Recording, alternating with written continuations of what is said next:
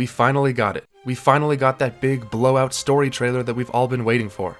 Tears of the Kingdom's marketing has been very light for the past couple of years, with all the previous trailers staying short and vague. The gameplay demonstration we got a few weeks ago did a lot to raise my hype levels, but this final trailer blows everything else out of the water. For so long, I've been hoping to get a trailer for this game on the same level as the 2017 Switch presentation trailer for Breath of the Wild, and I think this is exactly that. The music is incredible, the pacing perfectly builds up to create a true sense of adventure and excitement, and there's so many tiny glimpses at the story's mysteries. There's been a large sense of unease from many people in the Zelda community regarding Tears of the Kingdom, and while this trailer surely won't please everyone, I think it will do a lot to put us all on the same page of anticipation. I've always believed that this game will be amazing, but that was mostly based on hope and the Zelda team's previous track record. But this trailer right here, to me this is proof that this game will be something really special. I want to go over some of my thoughts on this trailer and talk about why it's such a big deal. We start with these super cinematic and gorgeous shots of the Sky Islands. Then this incredibly epic shot of Link diving through the sky as the music swells into the classic Zelda theme. It seems like Hateno Village has some new mushroom-shaped objects and structures, which is interesting, and it seems like Hyrule Castle Town is slowly starting to be rebuilt, which is super exciting. In the distance, you can see this giant ring structure in the mountain range, and here we can see it up close.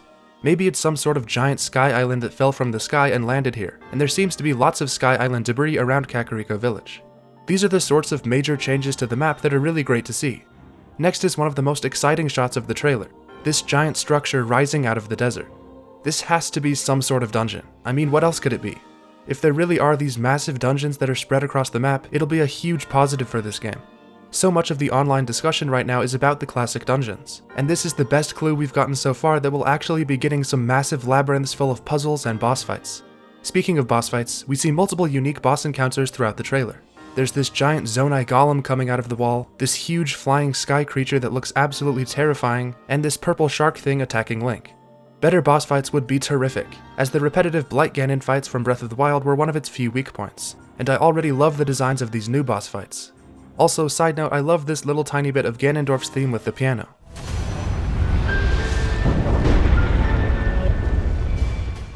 Which leads right into this epic shot of Ganondorf from the back, with a brand new head of glowing red malice hair. These big sinkholes in the Gerudo Desert not only look really cool, but also likely means there's either a dungeon or a massive underground cave system below the surface. Then there's this shot of Link underground in what seems to be the Elden Volcano region, which again could be a dungeon or just a giant cave. Whatever it is though, it looks incredible and I can't wait to explore it. I'm so glad the underground sections will have this massive sense of scale and not just be small and limited. This looks like a huge area with tons of interesting stuff to find and do. This shot is really strange and mysterious. It looks like some sort of flying Viking ship descending down towards Link, surrounded by a swirling storm, with other ships in the background.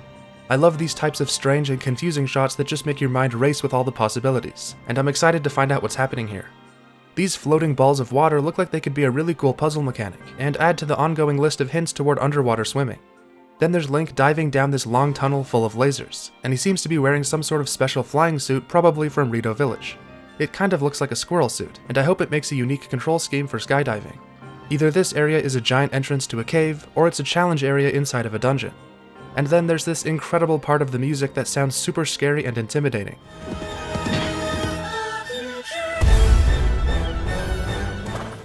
This new mysterious figure is possibly a member of the Zonai race, as we've never seen anyone who looks like this in the Zelda world before. Here we see Link standing in a fully restored Hyrule Castle, which means there might be some form of time travel, or this is just a cutscene.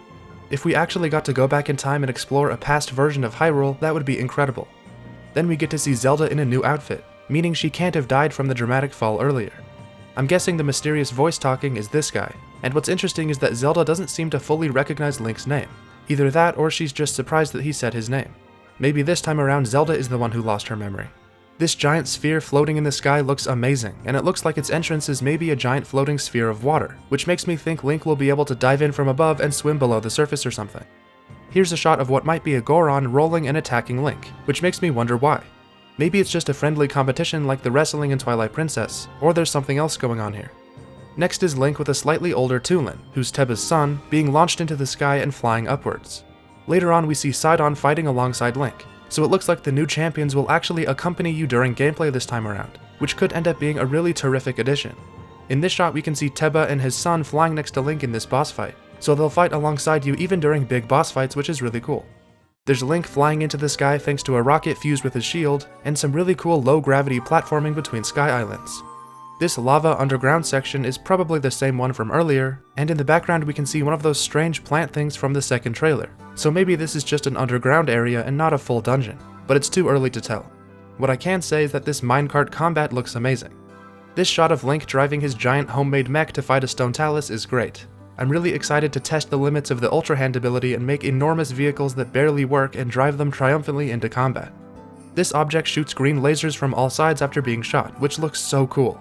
Zelda is probably holding one of the Tears of the Kingdom right here, and then we get easily the most hype moment of the trailer.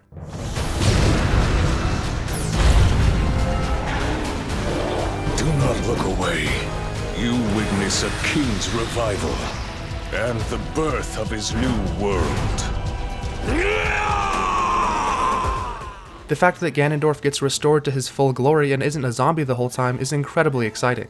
I'm so glad this game's story will have a proper villain this time around, and it's looking like this might be one of the best versions of the character yet. Then the music builds up to the main Zelda theme as tons of shots of characters fly by, and oh man, it's just so beautiful. Okay, let's go!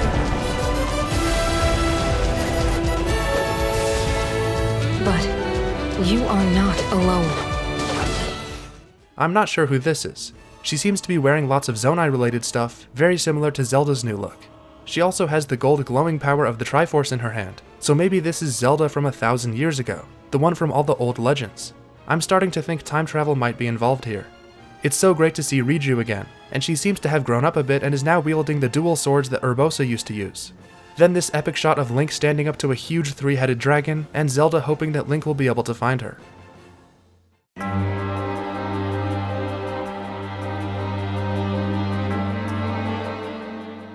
That's pretty much the whole trailer, and wow, there's so much crammed into these 4 minutes.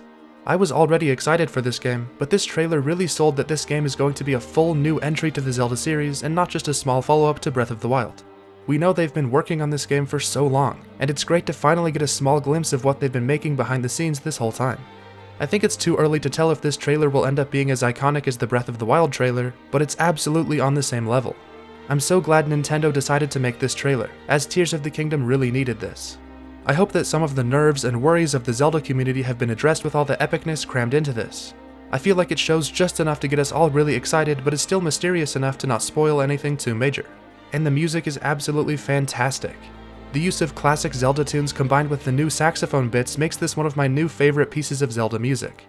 These sorts of incredibly well-made trailers are some of my favorite parts of being a Nintendo fan, and I'm so glad Tears of the Kingdom finally got its big moment. My excitement levels are through the roof, and I really can't wait for next month. I was hesitant to make this video since I just made a video on the gameplay reveal, but this is all so exciting for me that I just had to share my thoughts. But don't worry, I'm still working on normal videos too. I'm not going to become a Tears of the Kingdom news channel or anything. I'm just trying to really enjoy the pre-release Zelda hype. Let me know what you guys thought about the trailer in the comments, and I'm going to go rewatch it about 100 more times. Thanks for watching guys, and I'll see ya in the next one.